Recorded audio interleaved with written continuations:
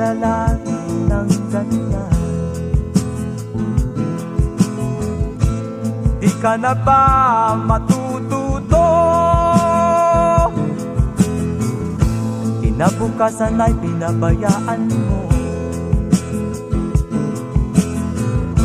Wala nang katinuan sa utak mo. Kain, tulog, walang trabaho.